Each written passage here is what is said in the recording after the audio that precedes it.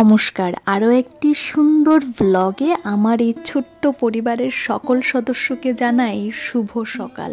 তোমরা হয়তো আজকের ব্লগের থাম্বনেল এবং টাইটেল দেখে কিছুটা হয়তো আন্দাজ করতে পেরেছো। তবে যাই হোক, দেখো সকাল সকাল স্নান করে না আমার বিয়ের পলাজোরও আমি পরে নিয়েছি। সত্যি বলতে বিয়ের জিনিস পরতে, বিয়ের গয়না পরতে কী যে ভালো লাগে। এই গয়নার সাথে কিন্তু মায়ের আশীর্বাদ, আমার ইমোশন, আমার বাবা মায়ের পরিশ্রম সব কিছু জড়িয়ে আছে। তো যাই হোক, ওই ইমোশনের কথায় নাই বা যাই, তো সকালবেলা স্নান করে চলে এলাম ঠাকুর ঘরে। তো ঠাকুর ঘরে এসেই দেখি ফুল তোলা হয়নি, তো মা বললো ফুলগুলো তুলে নিতে, সেটাই আমি করছি। আর সাথে বৃন্দাকেও স্নান করিয়ে নিয়েছি। এবার বৃন্দা মানে হলো তুলসী গাছ, এটা আমরা অনেকেই জানি, আবার আমিও আগে জানতাম না, নতুন শিখলাম। তো যাই হোক, এখানে দেখো নীলকণ্ঠ ফুল কিন্তু আজকাল প্রায়ই ফুটছে, তো সেটাই তুলে নিলাম। তোমাদের সামনে আসার একদমই সময় পাচ্ছি না। আর বাড়ি ঘরে একটা অনুষ্ঠান যখন শুরু হয় তখন তোমরা সবাই জানো কি প্রচণ্ড একটা চাপে যায়, তার সাথে আনন্দও থাকে। আর আজকে আমাদের মা, আমাদের মনসা মা, আমাদের পুরনো মা আজকে চলে যাবেন, কালকে নতুন মা আসবেন। তো মা চলে যাবেন সেটা নিয়ে মনে তো অনেকটাই দুঃখ আছে, কারণ আমি বিয়ের পর এসে এই মাকে আমি প্রথম পেয়েছি। মা তো মানে আমার শাশুড়ি মায়ের কথা বলছি, আমার শাশুড়ি মা বলতে ভালো লাগে না, ওই জন্য মাই বলি। তো মা তো গত 2-3 দিন ধরেই কান্নাকাটি শুরু করে দিয়েছে, আমারও মন ভারী হয়ে এসেছে। তো জানি না বিদায় বেলাটা কেন যে আসে জানি না। তো যাই হোক, পুরনো গেলেই নতুন আসে, তাই নয় কি? তো কালকে নতুন মা আসবে। আর কালকে কিন্তু আরেকটা জিনিস, সেটাও তোমাদেরকে বলে দিই, আমার এই বাড়ির গণেশ প্রতিষ্ঠা। তো তোমাদের সঙ্গে আগে কিছু বলিনি, কারণ ভেবেছিলাম যেদিন হবে সেদিনই তোমাদের সঙ্গে সব কিছু শেয়ার করবো। তো কালকে তোমরা প্রথমে দেখতে পাবে গণেশ প্রতিষ্ঠা, তারপর নতুন মাকে, আর আজকে আমাদের নতুন মায়ের বিসর্জন। তো সেই নিয়ে আজকে থেকেই আমাদের বাড়ির সংযম শুরু হয়ে গেছে। রান্না বান্না সবই ঠাকুর ঘরে হবে, ঠাকুর ঘরে চলে আজকে থেকে বাড়ির সবার নতুন জামা কাপড় এই আগামী 3-4 দিন ধরে চলবে। তো যাই হোক, তোমাদের সঙ্গে যতটা পারি শেয়ার করব। আসলে কাজের মাঝখানে যতটা পারা যায় ততটুকু, আসলে আলাদা করে ভিডিও করে দেওয়ার কেউ নেই, বাড়ির সবাই ব্যস্ত। আর যদি আমার মা, ভাই, দাদা ওরা কালকে যদি পারে আসবে, আর না হয়তো পরশুদিন সকালবেলায় পুজোর দিন চলে আসবে। তো চলো বেশি বকবক করছি না, যাই উপরে, তারপর তোমাদের সঙ্গে শেয়ার করছি বাকি কিছু। আজকে আমাদের বাড়ির মা চলে যাবেন কথাটা ভুল। মা আবারও নতুন সাজে, নতুন রূপে আসবেন। কিন্তু গত কয়েকদিন ধরে আমার শাশুড়ি মায়ের মানে আমার মায়ের মনটা প্রচণ্ড খারাপ। আসলে কি বলতো, এই গত 1 বছর ধরে এই মাকে জড়িয়ে ধরেই নিজের সব সুখ, দুঃখ, কষ্ট, চোখের জল, মুখের হাসি সবই কিন্তু এই মাকে জড়িয়ে ধরি।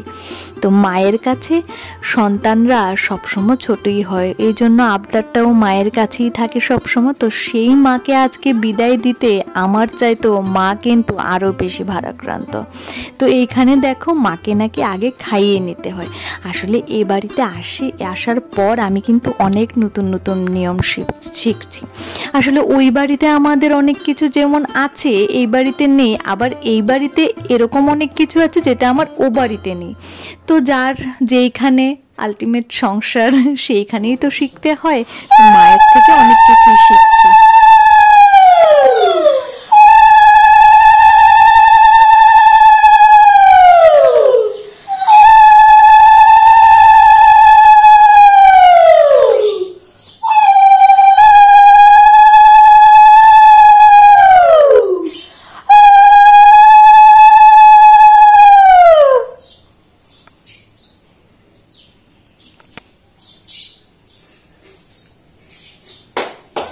একটু আগে যে তোমরা দেখলে সেটা কিন্তু মা ঘরটা, মায়ের যেই ঘট আছে সেটাকে নেড়ে রাখলো, কারণ দুপুরবেলা আমরা মাকে বিদায় জানাবো, তো তার আগে ঘরটাকেও সরাতে হয়। তো আমি ভাবলাম কাজের মাঝখানে আমার পাখিগুলোকে একটুখানি খাবার দিয়ে দিই। আসলে আজকাল আমিই খাবারটা দিই, ওই জন্য ও আর সকালবেলা উপরে আসে না। আসলে ওর অনেক ছোট ছোট দায়িত্ব, ছোট ছোট ভালো লাগা, সেটা কিন্তু আমি নিয়ে নিয়েছি।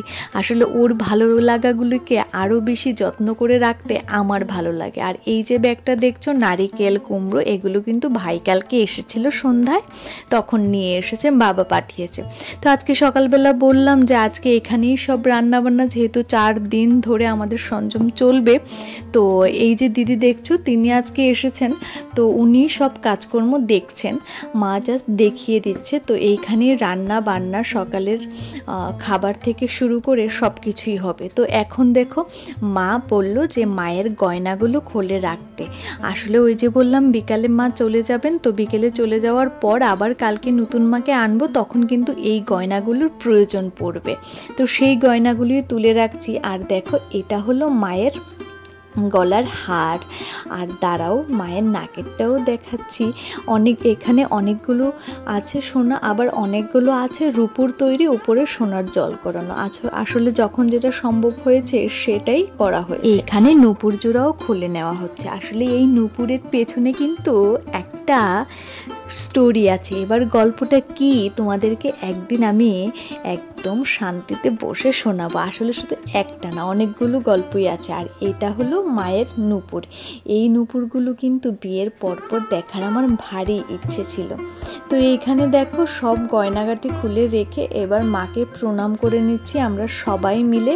উনি যে দেখছো উনি হলো বড়মা, ওই যে তোমরা দিদাকে দেখো আমার ব্লগে, সেই দিদারই মা। তো এইখানে দেখো আর রইল মার হাতের দু হাতে দুটো চোর। তো সেই চোরটাও আমি তো খুলতে পারছি না, মাই খুলছে। তো এবার ঘরে চলে এলাম আর তৈরি হয়ে নিচ্ছি মায়ের বিসর্জনের জন্য। আসলে তৈরি হচ্ছে ঠিকই, কিন্তু মনটা ভার হয়ে এসেছে। আসলে মাকে বিদায় জানাতে কারই বা ভালো লাগে বলো।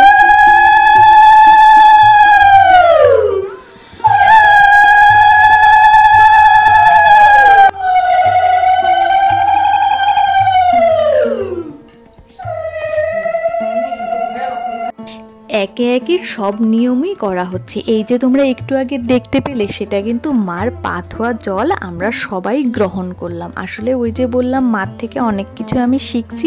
তো মার হাতে এখন দেওয়া হচ্ছে পান, সাথে আরও অনেক কিছু আছে, সবগুলোর নাম আমার জানা নেই। তো তোমাদের কার কার বাড়িতে মনসা মায়ের পুজো হয় আমাকে কিন্তু নিচে কমেন্ট সেকশনে জানাতে একদমই ভুলো না। আর আসলে আজকের ভিডিওতে আমাকে তোমরা খুব কম দেখছো, তাই তো, কারণ ভিডিও করার মতো আমি ছাড়া আর অন্য কেউ নেই। আর আমি যদি করি তাহলে আমাকে কে ভিডিওটা করবে, সেটাই হলো আসল ব্যাপার।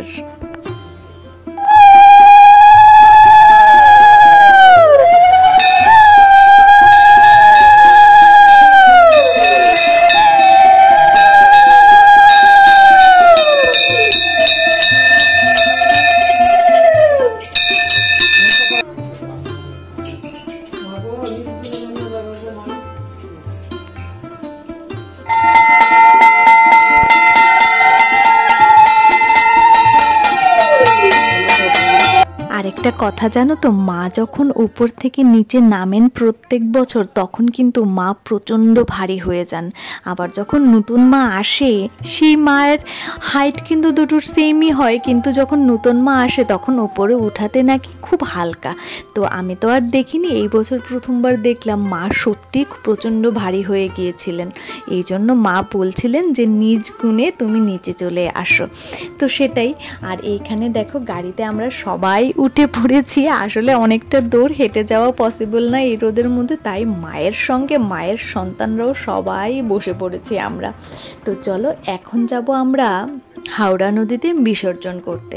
তো চলো তোমাদেরকেও সঙ্গে করে নিয়ে যাই। আর এইখানে দেখো বাবা ও দাদু সবাই কিন্তু এই যে লাঠি দিয়ে দেখছে যে জলের হাইটটা কতটুকু। কদিন আগে তোমরা দেখলে যে বন্যায় সব কিছু ধ্বংস হয়ে গেছে, তো ওই জন্য জলের স্রোত কিন্তু এখনও অনেক বেশি, এখনও কিন্তু কমেনি। সেই জন্য আমরা ভয় পাচ্ছিলাম। বাবাকে আর ওকে তো বারবার বারণ করছি যে তোমরা জলে নেমো না, উপর থেকেই মাকে বিদায় জানাও। তো দেখি কতটা কিভাবে হয়। আর এই হলো আমাদের নাগ। আগে মা যাবেন, তারপর নাগ যাবেন। এটা ধরেই দিদা আর মাকে বললাম তোমরা একটু পোজ দাও। তো সাথে আমি আর মাও কিন্তু দিয়ে দিচ্ছি একটা পোজ।